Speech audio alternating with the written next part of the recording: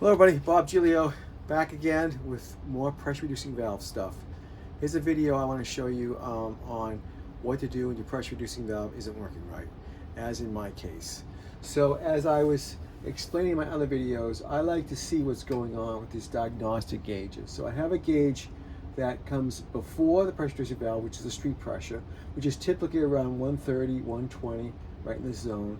And then after the pressure reducing valve does its job, it should be knocked down between 80 and 100, 80 and 90 really. When I set a pressure here with this bolt for constant pressure, and if someone turns on, if I turn on any of my appliances, washers, sinks, dishwashers, and this pressure is not, the gauge starts to deviate, vary, and usually goes down, then I know this guy is not enough. It could be leaking, it could be frozen.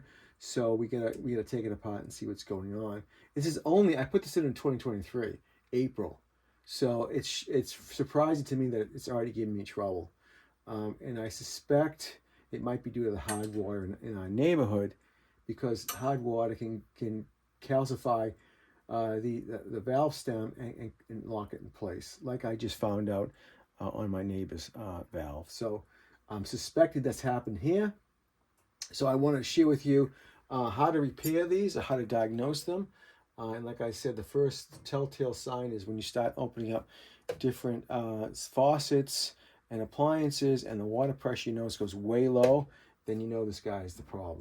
So without it though, you'd be coming in 130 PSI through the whole house, and that is above the limits operating pressure on most of your appliances, like washing machines and water heaters and dishwashers. So that is why you need one of these. So now let's just take it apart and see what's going on. Okay, so I basically backed out this bolt, the adjustment bolt. So I took all the pressure off the spring like this. And that way, this is the counter pressure that the water pressure is pushing against. And this bolt dimension determines what the water pressure is after the reducer. So now after I relieve the pressure, I'm now going to just unscrew these mounting screws on the bell housing that you see here. And what's inside that bell housing is a spring that pushes against the water, and it balances the pressure to whatever you set it to. Okay, so this is the bell housing, and in here is a spring, and there is the bolt and the bolt with a washer on it. So that is the counter pressure, counter force against this diaphragm. Now this diaphragm moves in and out, okay? It should, and you see this is not moving in and out. So right there, I know we have a problem with this. Okay, so I'm gonna have to take this valve off because I'm not gonna take this apart, not seeing the back of this. So we're gonna take this valve off.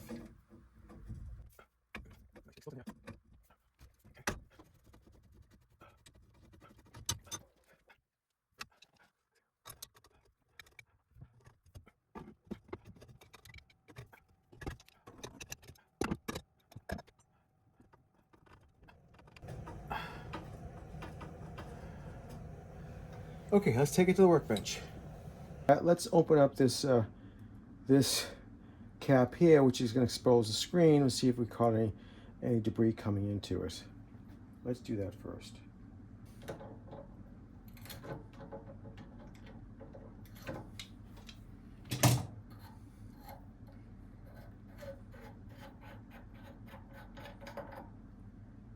Okay. All right, the screen's perfectly clean. No debris in there. So I'm just going to go ahead and close that up again. I'm going to put a little bit of silicone on this O-ring here. And just close that back up. So now here's that screw head here for the back of the valve.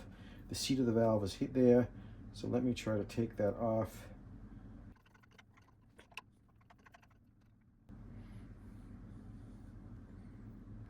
Yeah, it looks pretty good. This is the seat of the valve. This is the washer, the valve washer. So we can always flip this around and get more life out of this thing, which we're going to do. All right, now you can see the stem of the valve, and now we got to gently take it out, kind of wiggle it around, maybe put a little lube on that, and get this out of this body. This is the problem with these valves, is this locks up.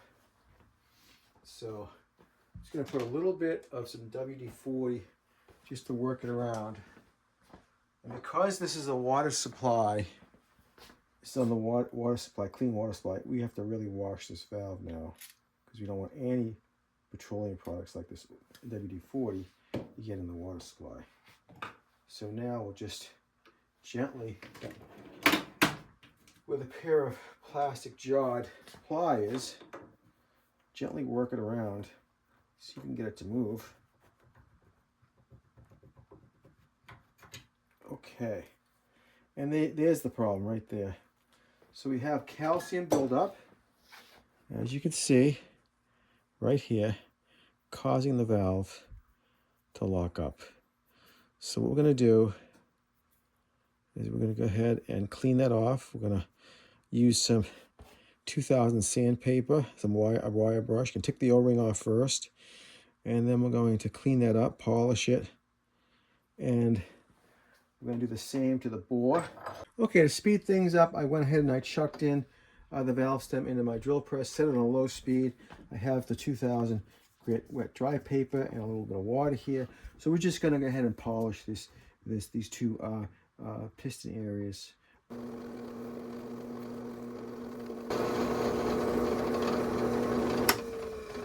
Okay, that looks pretty smooth now. I think I get all the pits out of that. And the calcium burrs off of it, so that looks pretty good. So here is the mandrel I chucked in. Here is the bore. You can see it is pitted and it has a buildup of calcium. It's not smooth at all. So we're just going to do a similar thing. We're going to wrap this mandrel, the sanding mandrel. Okay, and that smoothed it out pretty well. Nice job. Okay, now we're just going to wash the pots in water, and we're going to put it back together with a little bit of silicone lube right in that stem. Okay, so now we're going to put the O-ring back on. The O-ring looks like it's in really good shape. So, I mean, considering this thing is 2 years old and it hasn't been moving for, I don't know, maybe 3-6 months, I don't know. So we're going to just put this back on into the land it was in, like this. Just roll that on, like that. And then we're going to put some silicone grease on it. That way it will take longer for it to lock up. We're going to put this back into its bore. And now you can see it moves. Put the diaphragm back on while we tighten the holes on the diaphragm. Because if you don't do this, then the vinyl or plastic protector on the diaphragm shifts slightly, and then the holes don't line up with it. Okay. And now we can put on the lock washer and the nut.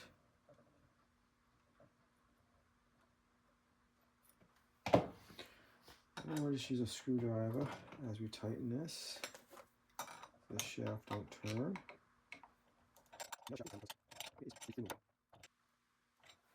Good. Okay, so that's what it looks like from this angle. There it is on this angle. There's the seat in there. That looks like it's in pretty good shape too. Like I said, it's relatively new. So we can go ahead and put the seat on now. Now, like I said, I flipped the washer over. Maybe get some more life out of this thing. And then we're going to just screw this now back into the stem. Get the cap.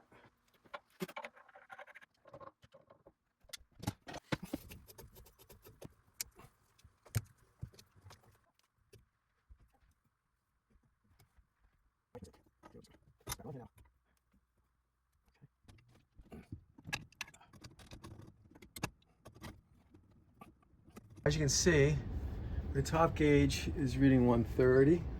The bottom gauge is a little bit over 80. And then this is, you can adjust it now with this wrench. There we go, there's 90.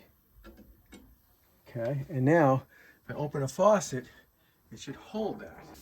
So it's holding it. That's how you know it's working. Well, thank you for watching. I hope this helped. But that's what a pressure reducing valve does. And that's how you know when they go bad and what you can do to fix them. And by the way, there is a rebuild kit you can buy for this valve. This valve is a $500 valve right now. I mean, prices are crazy. This valve used to be $300. Now it's $500 because I don't know what's causing these high prices, but the rebuild kit's about $150, which, you know, all honesty, the rebuild kit should be $50. I don't know, it's a bunch of plastic and rubber parts. I don't know why it's so expensive, but anyways, thanks for watching.